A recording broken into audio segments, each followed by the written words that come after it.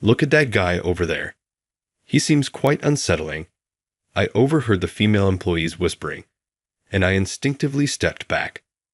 I'm Jason, and today I'm scheduled to meet the female CEO of a rival company.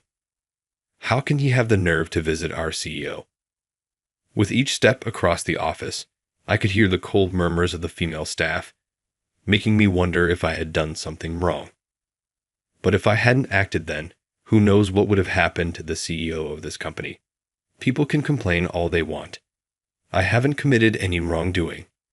Repeating this to myself, I found myself standing in front of the CEO's office. It all started a few weeks ago. Our company and Red Rose Incorporated, a rival, decided to collaborate on a product. The company I work for primarily designs and sells shoes for men. While we do have a women's shoe design department, we lag far behind Red Rose Incorporated in terms of quality and popularity. That's when they approached us for a collaboration. Furthermore, the collaborative product idea came directly from the CEO of Red Rose Incorporated. The CEO of the renowned fashion brand, Red Rose Incorporated, had taken a keen interest in a shoe design of mine. She specifically requested that I create a pair of high-heel shoes for their line. This was a new challenge, as my previous work had focused solely on men's footwear. I couldn't help but wonder if I possessed the expertise to design high heels that would captivate and satisfy the discerning tastes of women. Determined to take on this opportunity, I paid a visit to the impressive Red Rose Incorporated headquarters. The building exuded an air of elegance, with its expansive glass walls, gleaming white marble floors, and an aura that felt almost cinematic. As I approached the ground floor, I was greeted by a group of strikingly beautiful receptionists, each radiating a refined and professional demeanor. Hello, and welcome to Red Rose Incorporated. How may I assist you? A friendly voice chimed. Upon introducing myself as Jason, the receptionist responded with a warm smile. Ah, Jason. We've been expecting you. Please follow me.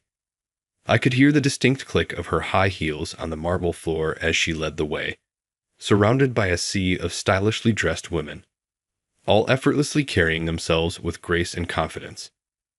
This workplace seems to have more women than men. Doesn't look too comfortable for us guys, huh? I tried to start a conversation. The receptionist simply nodded in response. I chuckled nervously, thinking that might be the secret behind their success in women's fashion. I've heard Red Rose Incorporated is dominated by female employees, I continued. Yes, our motto is to create an environment where women feel most at ease. I absolutely love working here, she said, beaming brightly. Upon reaching the CEO's office on the top floor, I saw a stunning display of women's footwear in the center. A woman was admiring a pair of those shoes. That's the CEO, Mrs. Mary Johnson. Nice to meet you. Oh, you're already here. She looked surprised when I greeted her, then gave me a warm, endearing smile that made my heart skip a beat. Please, have a seat over here. I'll prepare some tea for us. Thank you, I replied. Urged by the president, I took a seat on the couch. She soon returned, carrying a tray with an elegant tea set. The delightful aroma of the tea was quite captivating, and even with my limited knowledge, I could tell this was no ordinary brew. Here you go, it's minty, I hope you enjoy it, my boss offered. Compared to her, I felt like we were worlds apart as I marveled at the elegance of her gesture. She then presented a sketchbook, revealing the detailed drawing of the shoes I had designed. Intrigued, I asked, "What's this?" She explained that she had been sketching my shoes as part of her research, noting their simple yet comfortable design that could complement any outfit. They may not be flashy, but they're versatile, and that's what I'm aiming for. Shoes that look good on everyone, no matter what they wear, she said, her eyes sparkling with enthusiasm.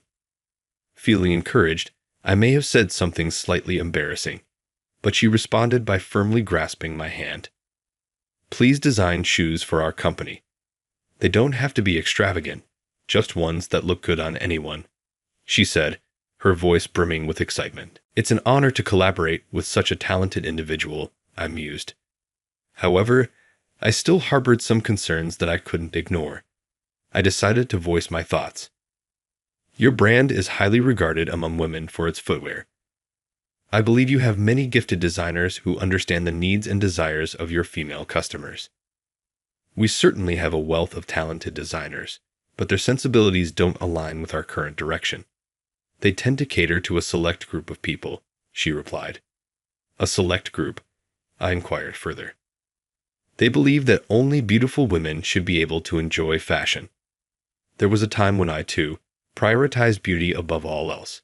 But that's not enough. Every woman deserves the opportunity to feel stylish and confident.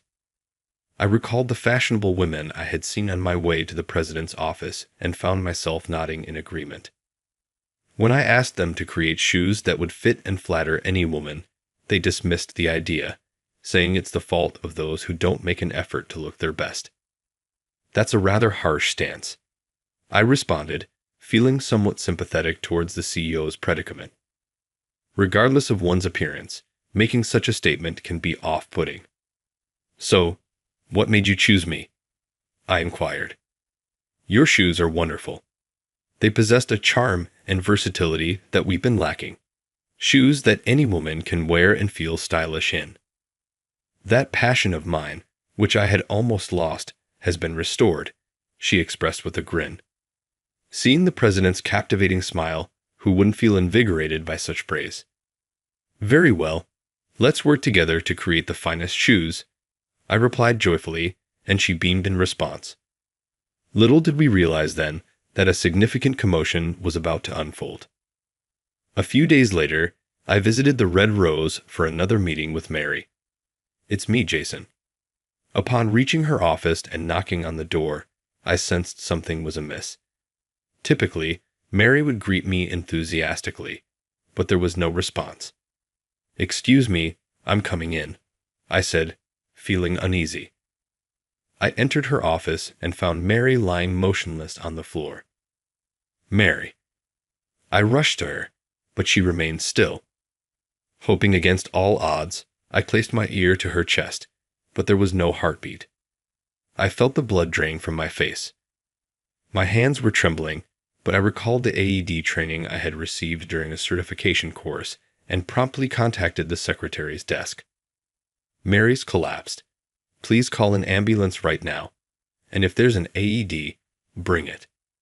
I quickly instructed the secretary on the phone and tried CPR on Mary, but her heart didn't budge. Darn it, is it too late? Sorry, I've brought it. The secretary arrived with the AED. Thank you. Mary, I'm so sorry. As I lifted Mary's clothing to attach the AED, the secretary nearby exclaimed, "Oh my," and covered her face with her hands, blushing deeply. But there was no time to worry about that. I immediately attached the AED to Mary's chest and activated it, causing her body to jolt with a loud zap. Still, there was no change. Panicking, I followed the AED's voice instructions and activated it again. After another loud jolt, Mary started breathing with difficulty. Mary, are you okay? Please don't move. After confirming her breathing, I gently covered her with my coat. Just as I was about to ask the anxious secretary if the ambulance was on its way, I heard sirens.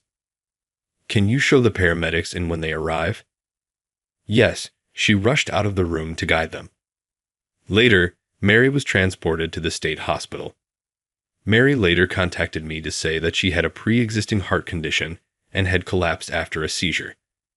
Thanks to the quick response, she was told she could be discharged soon without any lingering effects. Hearing that, I breathed a sigh of relief. However, the next day, Jason, what on earth have you done? Waiting for me as I arrived at the office was the manager, with a displeased look on his face. I was summoned first thing in the morning and yelled at, but I had no idea what it was about. I haven't done anything. There was a request from Red Rose to cancel the current collaboration project. Is it because Mary collapsed? No, they say it's because you did something inappropriate to Mary. Inappropriate. Hearing that made me think of the previous day's event. I had indeed lifted Mary's shirt to use the AED, but that was to save Mary's life.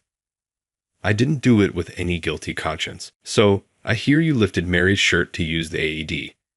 They're suggesting you might have done that just because you wanted to. That's outrageous. Anyway, Mary needs to rest now.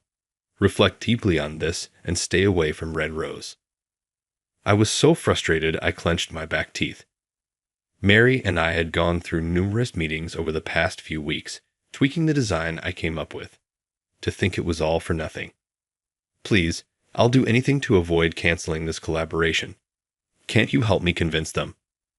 I bowed my head, hoping at least to clear up the misunderstanding, and the manager let out a big sigh.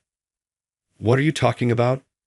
Even if the AED incident hadn't happened, the collaboration couldn't go on after Mary collapsed. This project needs her personal supervision. But Mary's direction is already reflected at this point. If I take the lead, understanding her will and the purpose of the collaboration, I can see it through. I remembered how she smiled when she saw my design drawings. I am sure she will be the saddest if the project falls through here. I just couldn't let that happen. Even so, it's a request from them.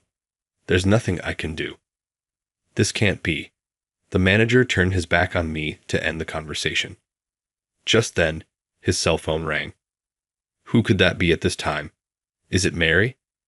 He stood up with a loud noise, taking the call in a flustered manner. Yes. So the project will continue? Correct. Understood. I nervously paced, overhearing the conversation and seeing the manager nodding profusely on the phone. When he finished the call, he turned to me with a beaming smile. It seems there was a misunderstanding. Mary just called to say the collaboration will continue. Good for you. Really? I was so relieved by the manager's words that I lost strength in my legs and sat down right there. But is Mary really okay? And how did this misunderstanding happen? A wave of anxiety swept over me. Looks like we'll be resuming our meetings tomorrow. Can you make it to Red Rose? Yes. Despite a touch of unease, I was thrilled that the project was back on track. The next day, I arrived at the CEO's office as usual. I'm glad you could make it. I'm really sorry for the trouble I've caused. I had no idea my chronic condition would flare up like that. Relieved to see you're unharmed, I entered the CEO's office as usual. Mary promptly apologized, though I felt it should have been the other way around. Despite the emergency, my actions had caused her distress.